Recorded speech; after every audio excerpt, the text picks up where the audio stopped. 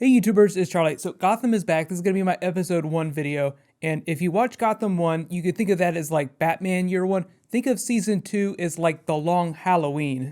If you didn't read The Long Halloween, that's like one of the best Batman stories of all time, so you need to check it out. But it's about Batman villains becoming full-fledged supervillains. Gotham Season 2, as they've been pitching, is the rise of the villains. Now, they're not going to be doing a comic book storyline, like they're not doing the story of Long Halloween from the comics, but I like the way that they line up thematically. And by the way, the guy that wrote The Long Halloween, Jeff Loeb, he's actually running Marvel Television right now, which I think is kind of funny. He used to write DC Comics for a long time before he went to Marvel. So just careful for spoilers from the episode if you haven't seen it yet. I'm going to do top 5 moments, and then I'll explain who some of the new comic book characters we met are. There were a couple of them. There are a bunch of bigger ones that are coming later. Starting with number 5, it's a perfect day in Gotham.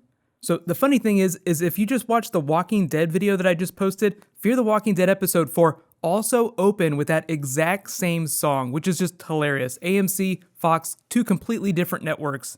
Bruce is still trying to get into that secret door. The demoted Gordon puts on his street cop uniform and heads out to work. And Barbara waltzes into Arkham like she's checking into the Happiness Hotel from the Muppets. Seriously, when all the villains turned around and looked at her, all I could think about was that scene from The Great Muppet Caper. And that kind of ridiculous energy is going to be really important. Just add that to your bookmarks for whenever I talk about the Riddler in a second. On to number 4, meet Theo Galavan, newest super criminal in Gotham, very well connected to the upper crust and the mayor's office. He gives Zardon a mysterious blue potion, who takes it and then goes on a rampage. I like the way they twisted it and made it funny, like, oh, I thought this was supposed to make me invincible, when clearly Theo just wanted him to get locked up in Arkham so that his sister, Tigress, could get all the criminals out. Now Theo, this character that he's playing, is not a comic book character. There are a lot of people that are wondering if that's just a false name and he might secretly be Ra's al Ghul. I don't think that's the case because Arrow just did that character, and Gotham wouldn't do their version like right after that. I don't think that Warner Brothers would allow that. I don't think that Theo is a secret identity for anyone else. I think that's who his character is going to be for the rest of the season. And as I mentioned, his sister, Tabitha Galavan here, was announced as Tigress. She's one of the new comic book characters. Now, there have been different versions of Tigress that have shown up in the animated movies. There was one on Young Justice for a little while. There's actually 3 versions of the character in the comics. One was just an enemy for Zatara. She didn't have a name. The second version was Paula Brooks, and the next version was Artemis Croc. Now, what the TV show has done, I think, is take the Artemis Croc Tigress and just give that persona to the Tabitha character. You could argue which version of Tigress she's most like. I think we'll have to wait till the end of the season, but largely I think this is going to be the show's interpretation of that character. They're not going to give her a storyline from Tigress in the comics or anything like that. On to number 3, sometimes the wrong thing is the right thing. So we start to see a darker version of Bruce Wayne, like just getting a little bit closer to that Batman persona, like the adult Bruce Wayne, who is like the most untrusting character in the DC universe. I wouldn't call him paranoid. Batman's kind of paranoid, but he doesn't even trust the rest of the Justice League, and they're his friends. So Gordon, of course, having a symmetrical arc to the Bruce Wayne character, just goes dark, which I think is great for Ben McKenzie too. I think the character is going to be a lot more fun to watch with some edge on him. And once we meet Michael Chiklis' character, he'll seem tame by comparison. Michael Chiklis is going to be beating the shit out of a bunch of people. Just wait till he shows up. Give me all of your clobbering time jokes.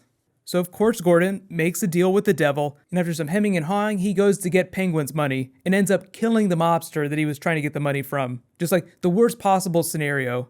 We can't leave town, Leslie. I did a bad thing. Speaking of which, number 2, Barbara's phone call. This is one of my favorite parts of the episode. Not the first part, just the second part. I hope you die screaming, bitch.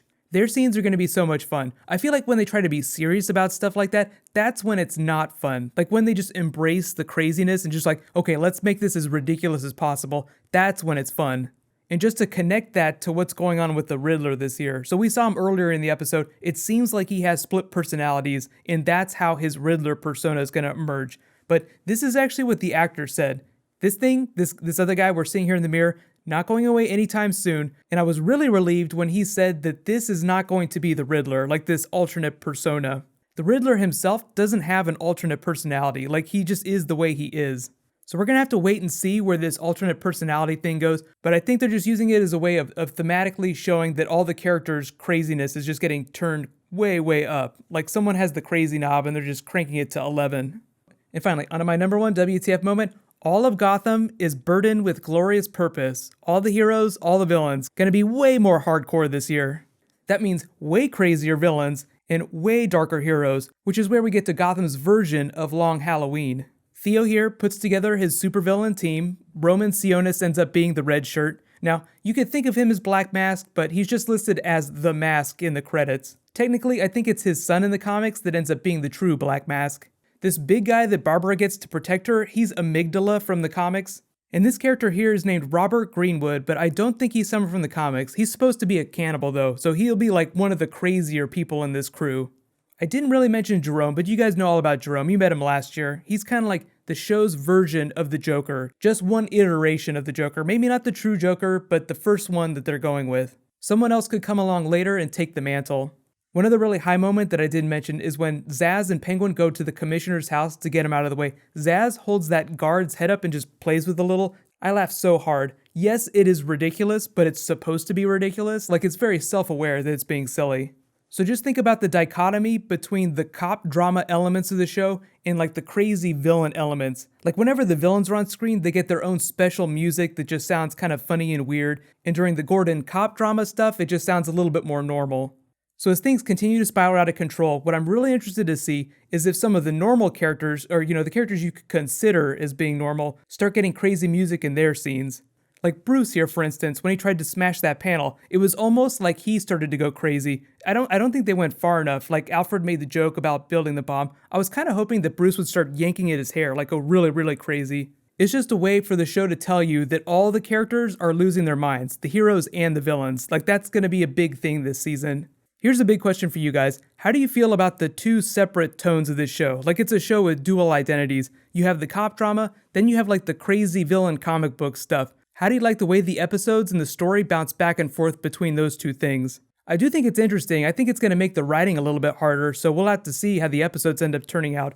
So here's what's going to happen next. New episode of Gotham next week. Be sure to subscribe to get that. Heroes is actually coming later this week. That's going to be a Thursday show. I will be doing videos for it, but it's not till Thursday. If there's any Batman videos that you guys want me to do, or like Batman v Superman or anything like that, just let me know. There's still a couple other shows that haven't started either, but I'll try to mention like the DC stuff during my DC related videos and the Marvel stuff during my Marvel related videos. Next week is actually the beginning of Agents of S.H.I.E.L.D.